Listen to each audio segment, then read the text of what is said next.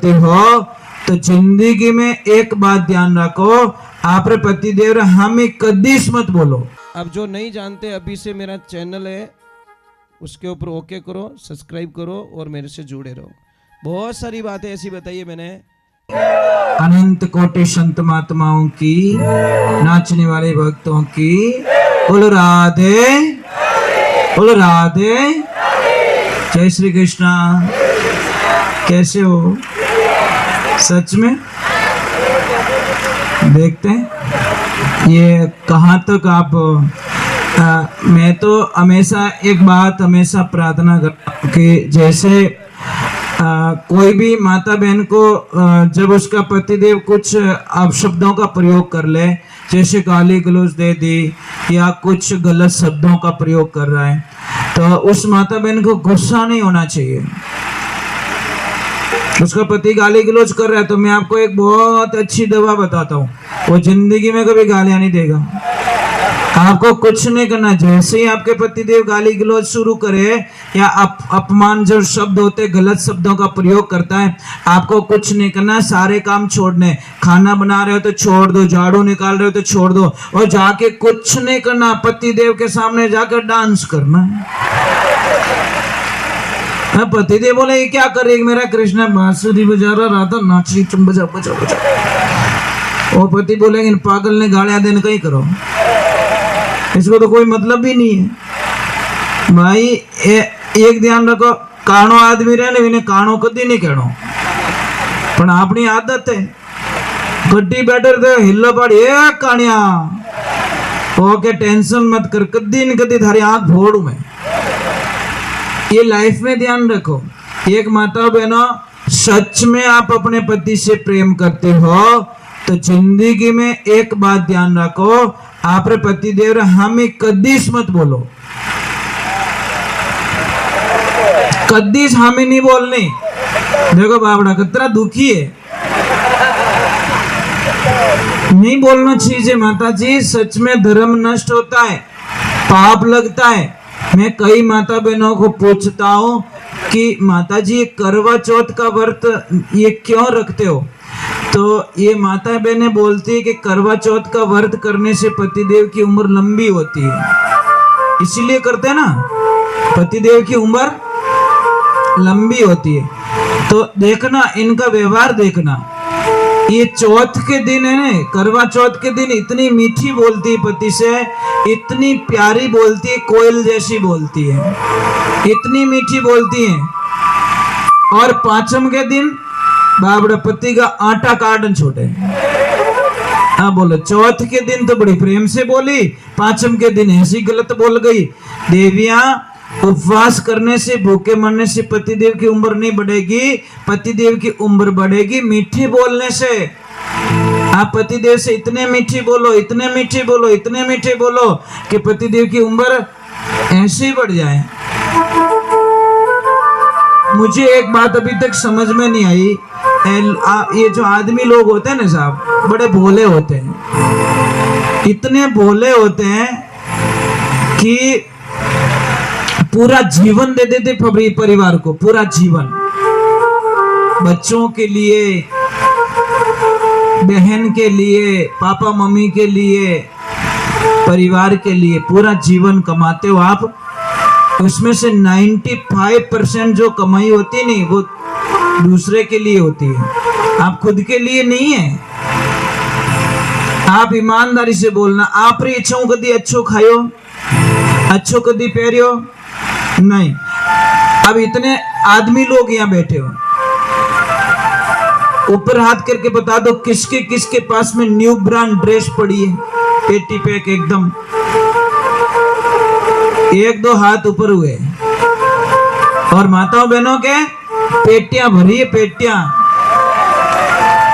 सच में।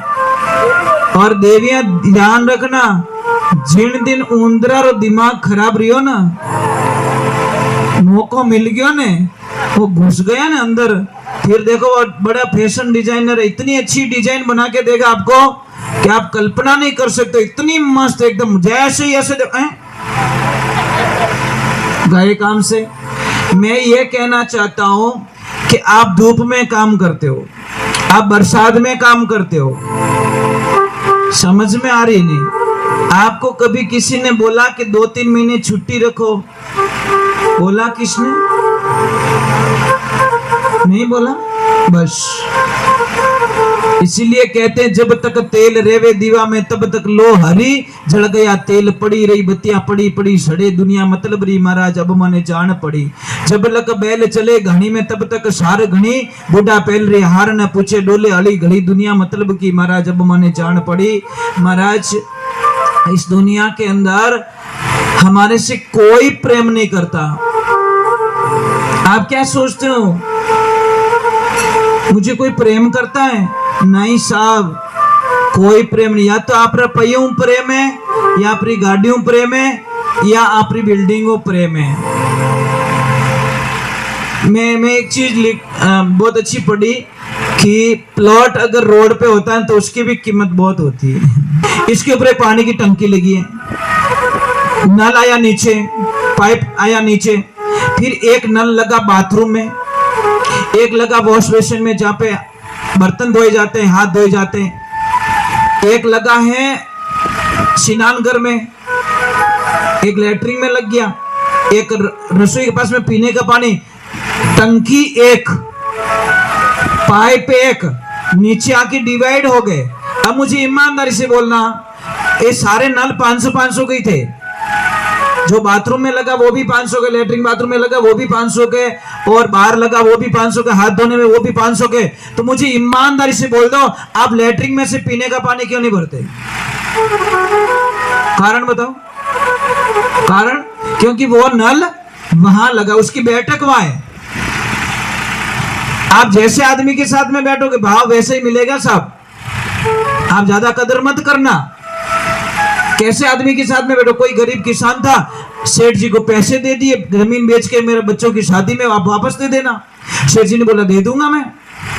अब 20 साल हुए, किसान ने जाके पैसे मांगे और सेठ जी को बोला सेठ जी मेरे वो पैसे दे दो, मेरे बच्चों की शादी है। तो सेठ बोला कौन है भाई, कहां से आया, मैं तुझे नहीं जानता। अरे सेठ जी मैं फलाने का बेटा, कि मैं नहीं जानता किसी को। अरे सेठ जी मैं मर जाऊंगा, तू कल मरता आज मर जा, मेरे को पैसे नहीं दिए तूने। अरे सेठ जी जमीन बेच के सारे पैसे मैंने आपको दे दिए विश्वास के तौर पे, कि कोई साक्षी, कि साक्षी तो कोई नहीं है मेरा भगवान। बोला चला जाए, यहाँ पे कोई पैसे नहीं मेरे पास में। उसने बोला हे परमात्मा बस मरने के अलावा कुछ नहीं रहा, बच्चों की शादी आ गई, मुझे विश्वास था मेरे पैसे पड़े, पैसे काम आ जाएंगे। अब एक ऐसे रोते रोते निकल रहा, एक आदमी मिला, देखो एक 5 मिनट की संगत क्या कर देती है। वो आदमी बोला क्यों रो रहा भैया, कि रोए क्या, वो सेठ जी ने पैसे लिए, पैसा नहीं दे रहा है, कुछ लिखा पढ़ी कि कुछ भी नहीं है, मैंने विश्वास के तौर कि तूने पैसे तो दिया ना, कि सच में पूरे परिवार को पता है मैंने पैसे दिए, कि चिंता मत कर, तू जा इस नगरी के राजा के पास में, वो बहुत दयालु है, तेरा कोई न कोई न्याय कर देंगे। जैसे ही जाके बोला राजा साहब मैं बहुत दुविधा, मैं गरीब किसान, मेरे बच्चों की शादी, वो सेठ पैसा नहीं दे रहा है।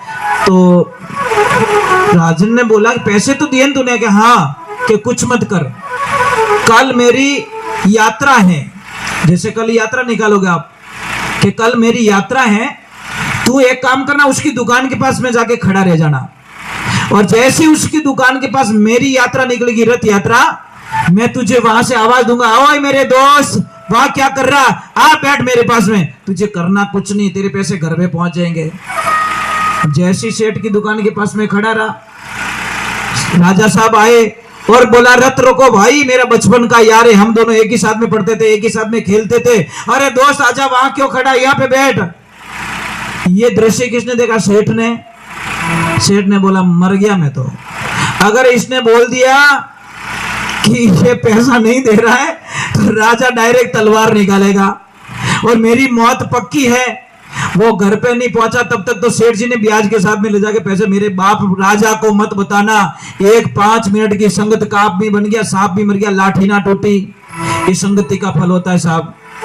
कोई भी आदमी आपके घर पे आए और ये शब्दों का प्रयोग कर ले कि मैंने गुस्सा आया बाद में, मैं मारा बाप रो ही कहनो नहीं मानो, तो उस आदमी को कभी पानी तक मत पिलाना। जो आदमी आप रे बाप रो नहीं हो सके वो दुनिया में तीनों ही नहीं हो सके। कोई भी माता बहन आपके घर पे आए और आपको बोल दे कि गुस्सा आने के बाद में मैं मारा बींद्रू ही कहनो नहीं मानू, तो उस भाई को बोझती छोड़ देना। जो आपके पति का कहना नहीं मान सकती, वो अपने को क्या शिक्षा दे सकती। कोई है यहाँ पे माता बहन जो अपने पति को प्रणाम करती हो, करते हो? कोई है? कोई ऐसी सती सावित्री यहाँ पे है कोई? बस आ गया ना आनंद, एक हाथ ऊपर हुआ है।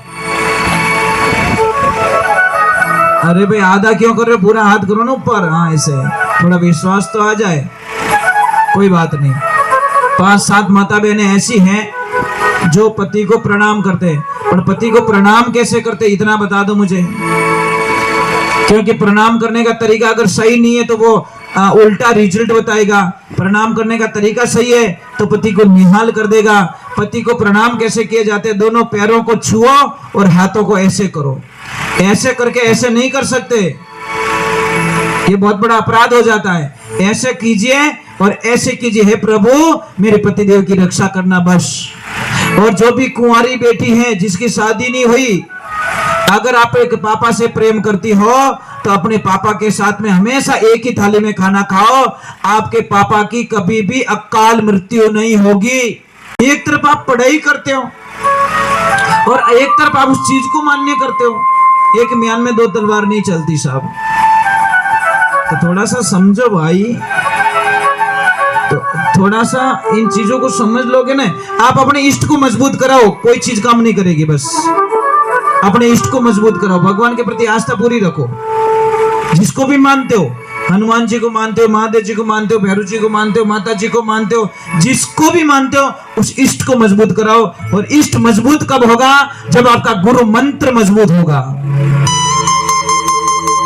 ऐसे गुरु चाहिए ना, ऐसे गुरु तो मिल जाए जो हमको वहां पहुंचाए।